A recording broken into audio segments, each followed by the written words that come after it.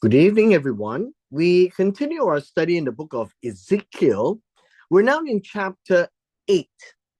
When it comes to chapter 8, again, it begins with, and then it came to pass in the 6th year, in the 6th month, on the 5th day of the month. Now, this is a contrast to chapter 1, verses 1 and 2. So if you compare chapter 1, verses 1 and 2, you find that approximately 14 months have passed,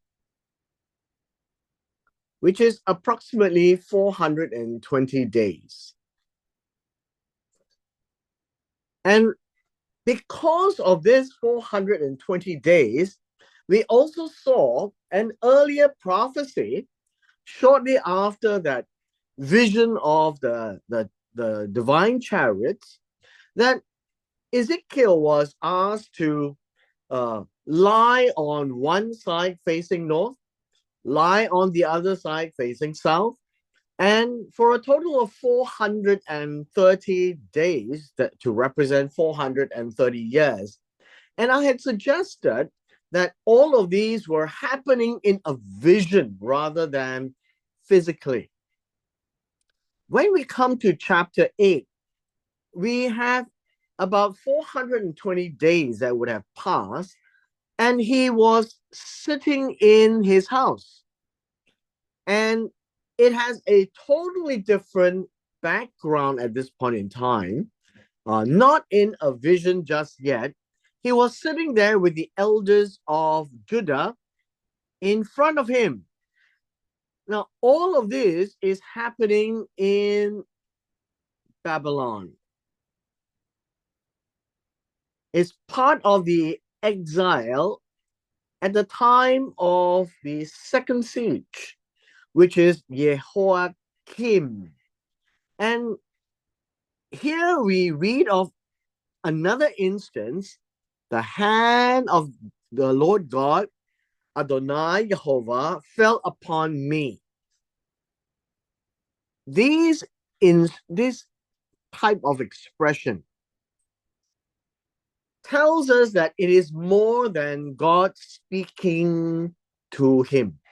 Now, in chapter 5 and 6, we read of prophecy, and the word of Jehovah came to me.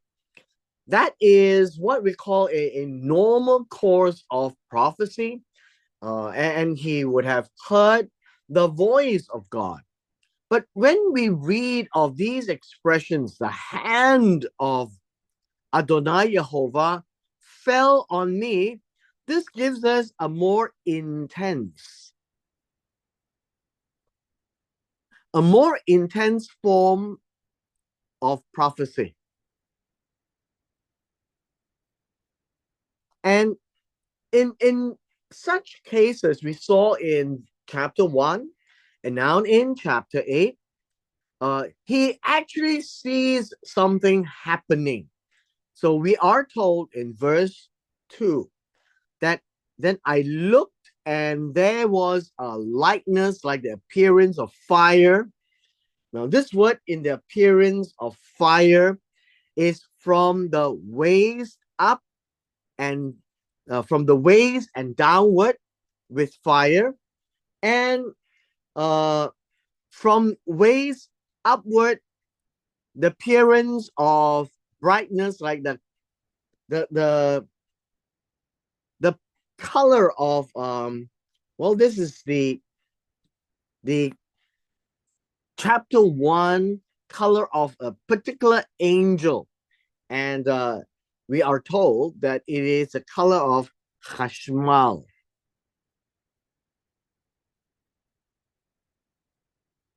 So it is good for us to go back to chapter 1, and you will see this particular vision.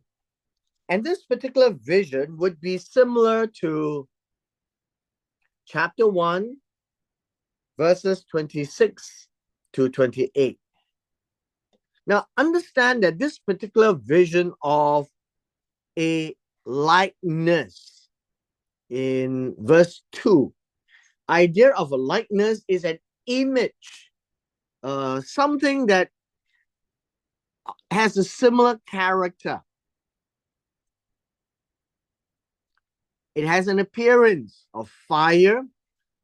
From his waist downward is all fire. And then from his waist upward, this little brilliant color of chashmal, commonly understood as a color of a particular angel. Now, in chapter 1, verses 26 to 27, Ezekiel sees this as a man who is sitting on a throne. And on that throne has this particular appearance: waist down, fire; waist up, the color of chashmal. And so we are back into the same kind of vision like in chapter 1. Hence, the hand of God that fell upon me there. Now, this particular vision, now he's in the vision, and this particular likeness, this character, that looks like the character of God in that vision, sitting on a throne, he stretched out his hand. He stretched out, and it says here, the form of a hand. All of this is not physical. That's why it is saying all these words, the form of a hand. The form of a hand is like a picture of a hand. It is not an actual hand. It's something that resembles a hand. It is a semblance. And still remember, from here on, we are seeing a lot of things. Chapter 8 is a lot of looking, seeing, about the eyes. That's the focus of chapter 8. And much of what is described, like vision or what they see, is to tell us that Ezekiel is seeing a lot of things in the vision. So now he is in a vision. So this particular likeness that has an appearance of fire, waist down, and a color chashmal, waist up, he actually stretched out, but it looks like a hand. And then he took me by a lock of my hair. The lock of my hair literally means the hair that he has, and by a lock, just pull out a bunch of hair. And by this gives us an imagery that this is like by force, that a person doesn't want, and he is pulled by the hair to do something.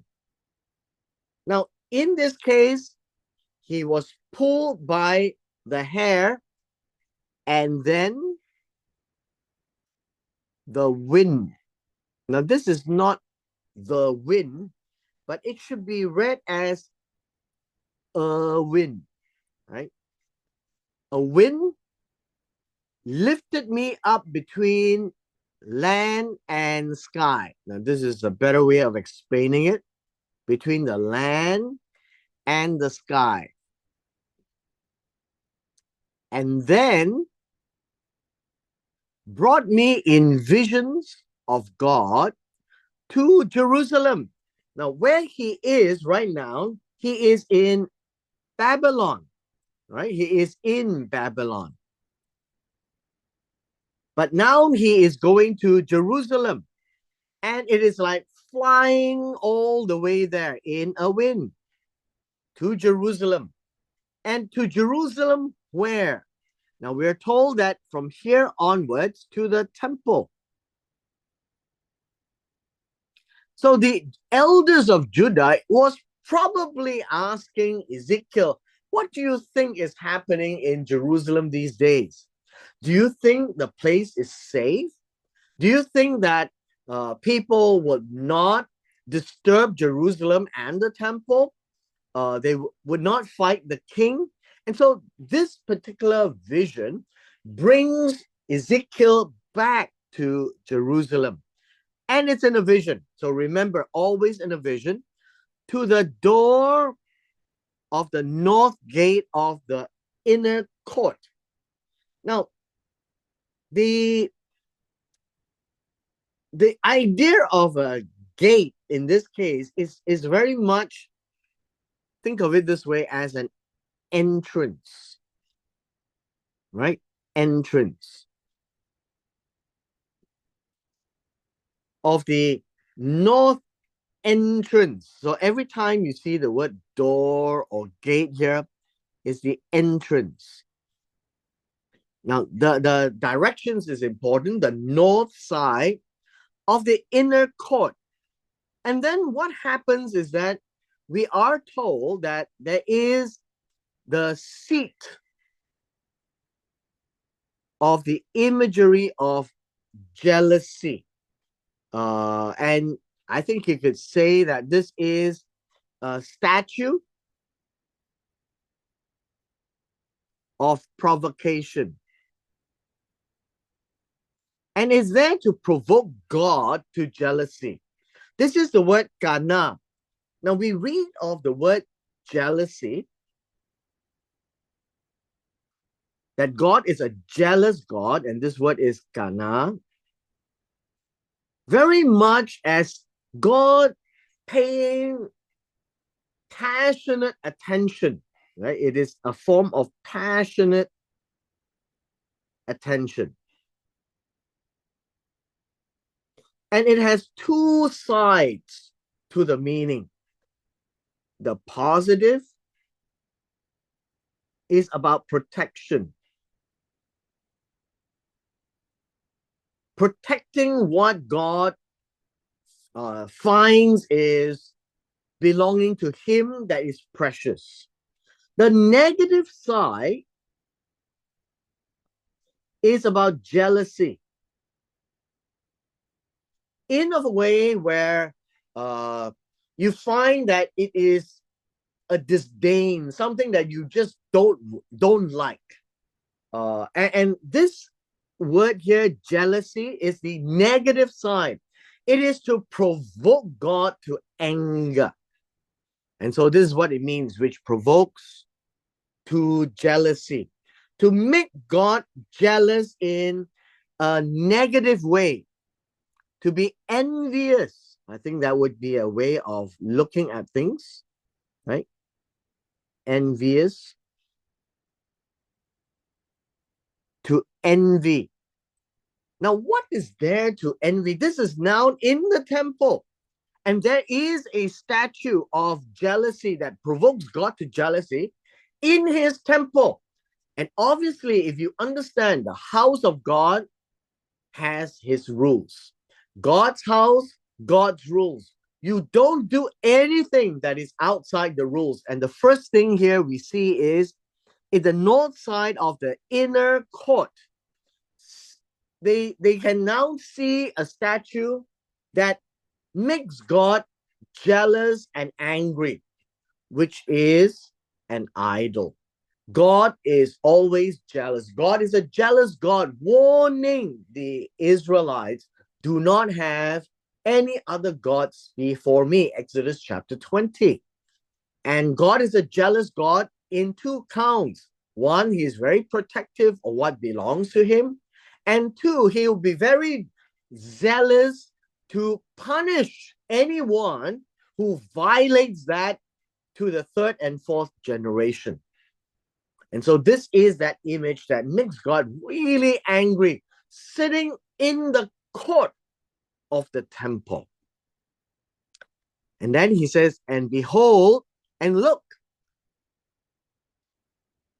there was the glory of the God of Israel. The God of Israel means Elohim Yisrael. And the glory of God was there. Where is there? In the temple. And it was a magnificent vision. And the vision here is described to us like the vision that I saw in the plain at the canal of Kavar. And this is in Babylon. And this is in chapter 1. In verse 5, the vision continues. And then he said to me, and when we talk about he said to me, it is coming from the glory, of the God of Israel, speaking to Ezekiel to address some very serious problems. He says, Son of man. So remember, this is son of a man. And he says, lift your eyes now toward the north. Now, remember, we're always talking about seeing things, looking at things. And so look at the north. Look towards the north. And so, and this word so is, and then I lifted my eyes toward the north.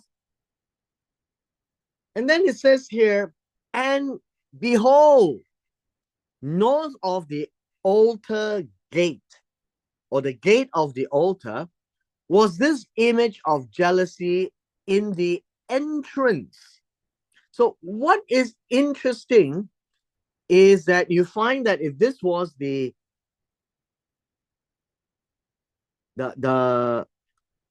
temple premises, then we find that we may have a gate at the north because the temple would be in here. And then we have the altar and the washing bowl. And so if this is north, south, east, and west, we find that it is somewhere here. We have this image of jealousy, right? The image of jealousy somewhere here. Verse 6. And then he said to me, he says, Son of a man, continuing this, do you see what they are doing?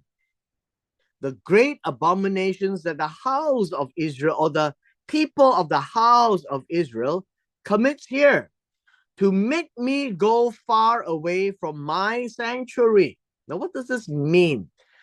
There's a lot of things happening in chapter 8 that we would need to spend a little time to explain. Remember, it's about seeing. Do you see what they're doing? Well, the idea here, if Ezekiel is told to see, it means that Ezekiel doesn't see it. And the people are hiding what they are doing. And these are the disgusting things. Disgusting to God may not be disgusting to the house of Israel. And they are committing. Now, the idea of committing is doing. They're actual actions. And then it says here, this is causing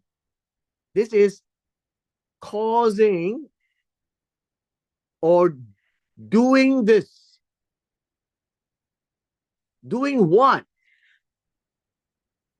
Making God go far away from the sanctuary.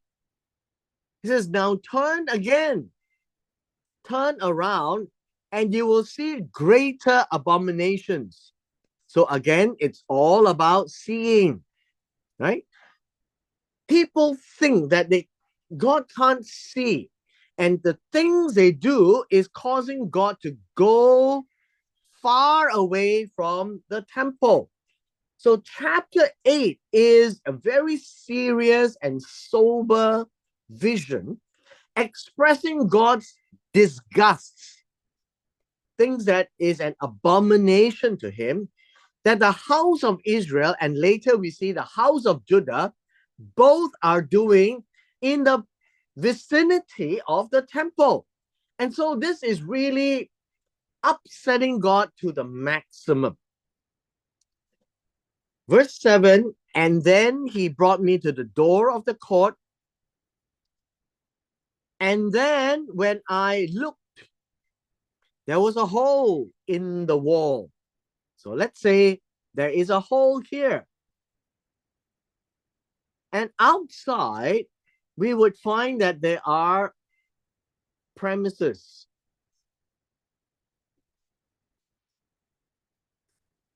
Premises where there are people staying there, where the priest will stay there. And so there is a hole. And he said to me, and then he said to me, son of a man, tunnel into the wall. And so what happens that when they tunnel into the wall, there was a entrance. And so somewhere here was an entrance. So he went through,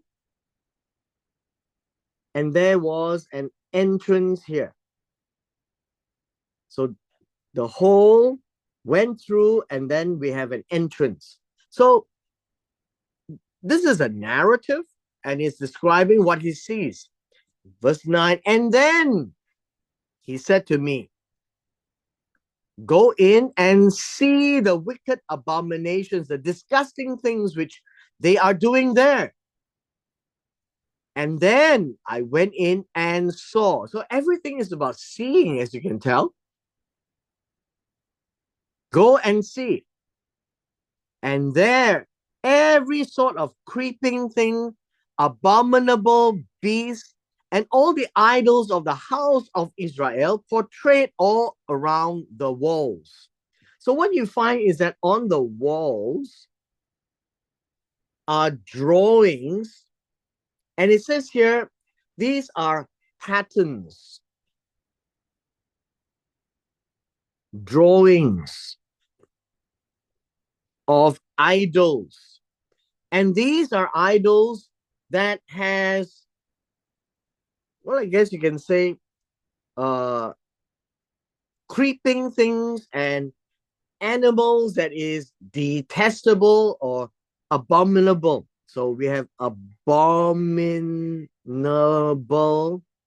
pictures of animals. And these animals are idols. They are placed on the wall, including everything that the house of Israel is actually worshipping. But notice, it is go in, it's inside, it is hidden. On the outside, everything looks great because it's like a general day in the temple. But inside, then we find all these idolatry. Verse 11. And then there were 70 men of the elders of the house of Israel. These would be the Sanhedrin.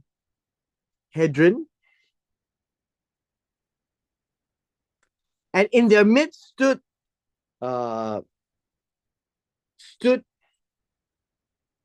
verse 11, Ya'at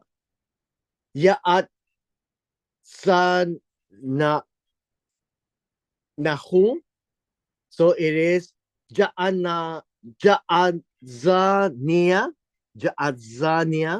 the son of Shaphan.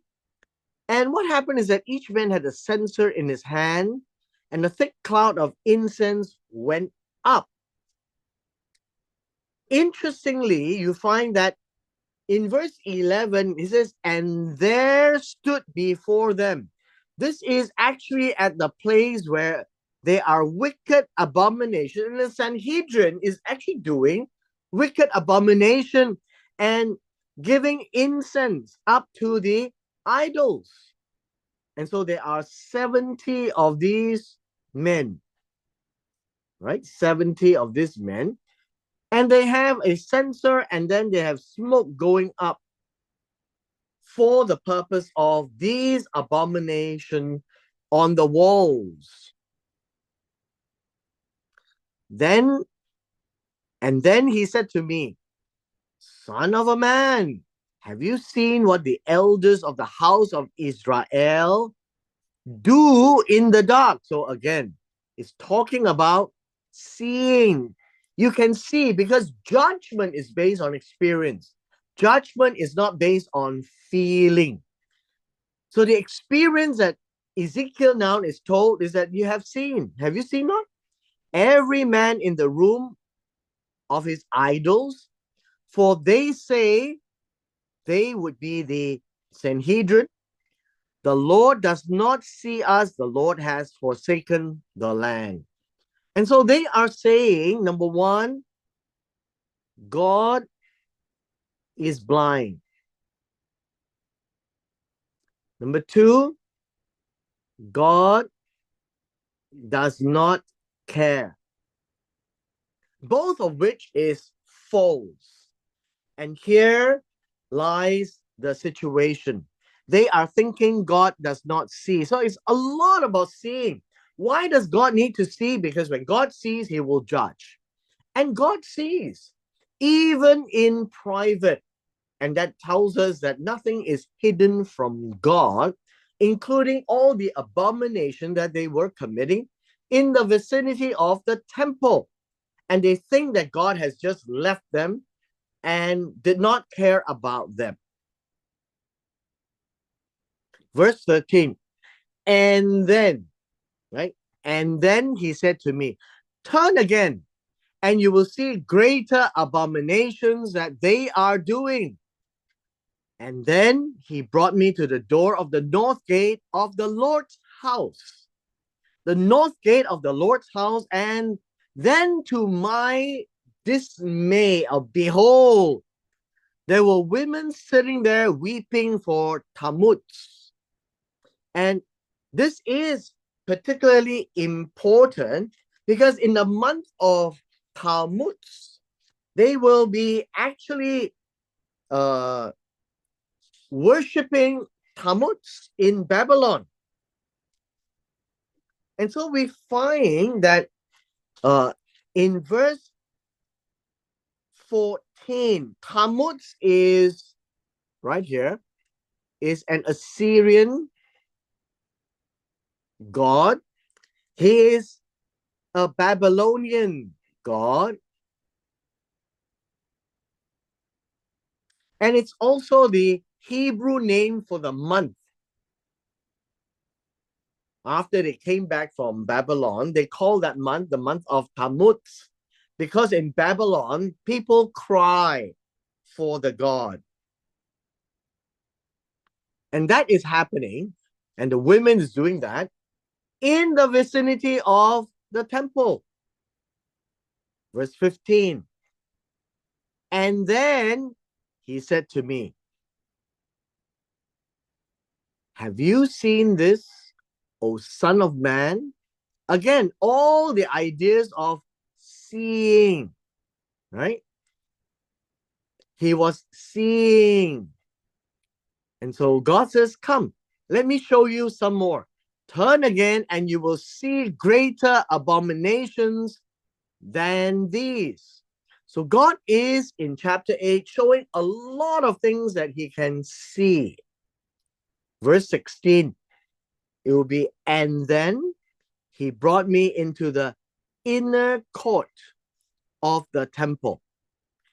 And there, behold, at the door of the temple of God, at the door, between the porch and the altar. Now, what is the porch and the altar? If this is the temple, there is the porch. This is the porch. And then we have the altar. This is the altar. So between the porch and the altar, and then it faces east here. What we have is about 25 men. 25 of them, 25 men. What were they doing? They had their backs to the temple.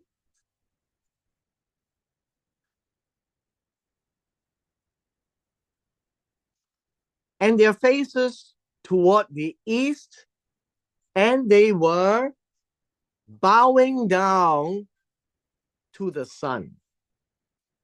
Now, this word worship, remember, prostrating toward the sun in the east. So the sun rises in the east. And as the sun rises, they are bowing to the sun. And so it is considered a sun god worship. And guess what? It's right in front of the temple of God. And their backs faces God and the temple. Now, this is, in fact, a very insolent position, very arrogant, and a very disrespectful position to point their buttocks towards the temple. In Oriental culture and Eastern culture, you find that when you are facing someone who is very prominent, very glorified and dignified, you never turn your backs towards them. I think we still practice that in our modern day visitation to the king in the palace, where when you retreat, you will retreat with your face facing the king, but never turning your back. And so when you're at the temple and you are pointing your buttocks towards the temple of God, this appears to be an extreme act of disgust towards God. And so verse 17, and then he said to me, have you seen this, O son of a man? And he says, is it trivial? Is it a trivial thing to the house of Judah to commit the abominations which they commit here? Now, this is important because they are from the house of Judah, the people from the house of Judah, and this is considered an abomination to God. They are doing, right? They are doing it. And everything is about seeing. You can now judge for yourself. Is this a trivial thing? Trivial means, is this something that is insignificant? Right? Insignificant. Is this insignificant? God is asking Ezekiel, when you see this with their backside facing the temple and they are bowing down to the sun, what are they doing? Is this something that God can actually brush away and pretend that nothing happened? And now we come to the finality of verse 17 and 18. He says, for they have filled the land, the land of Israel, with violence. And now this word here is Hamas.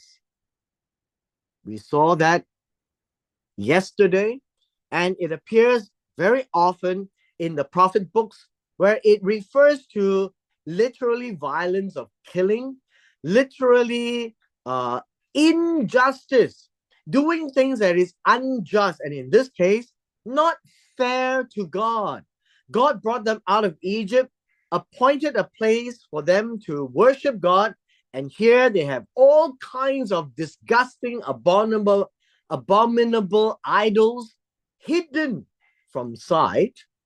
And then the house of Judah is doing in front of everyone with backside to God. And then God says, and then they have returned to provoke me to anger. It is provoking God to jealousy, to anger, and God is very angry with them. And so, indeed, they put the branch to their nose. This word branch to their nose is also translated as a twig. So this word branch is translated as a twig, as a disgrace. It is also translated as a bad odor, a foul odor, right? A bad odor, like flatulence. Facing God and, well, to put it crudely, farting towards the temple. And so this is how God is seeing the picture. And then he asks Ezekiel, is this something that I can turn away and disregard and consider it a small matter? Absolutely not. Verse 18. Therefore, I also will act in fury. This is about heat. In heat. Acting against them.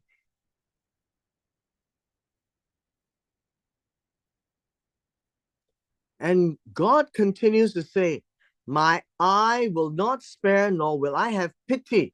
Now again, notice it's all about the eye. God's eye, Ezekiel's eye. And here God says, I will not spare them. I will not let them off the hook. I will not have compassion. Now we saw these words in chapter 7. And today when you read this, I hope that it conveys to us the emotions that God is trying to show Ezekiel, how disgusted he is and how hot he is. And he is come to a point where he really doesn't care about the house of Judah and the house of Israel. And it's important, he says, and though they call loudly. Now this word cry is call loudly in my ears with a loud voice. Look at this. I will not hear them. God is going to ignore their pleas to forgive, to save, to help. And so understand this. God is saying this in the heat of anger. And this heat of anger is justified. Why is God showing Ezekiel is that everything that God wants to do towards the house of Israel and the house of Judah, who are all in the temple in Jerusalem, and they are hiding behind closed doors, doing all these disgusting abomination, worshiping idols of all sorts. And even the house of Judah would dare to worship the sun and fart towards the temple. All these things are really disgusting to God. In conclusion of verse 18, God says, I've had it with this people. Everything they're doing is pushing me away from my sanctuary. And so Ezekiel Can you not see all these things? Am I supposed to close a blind eye towards them? Are the things that they are doing insignificant? Is it trivial? And it's a rhetorical question, obviously. And the answer is absolutely not. And so when God pours his anger, his fury, his wrath upon the house of Israel and the house of Judah to destroy the city and the temple, it is justifiable. It is absolutely just towards God. It is not that God could not see. God saw everything. All their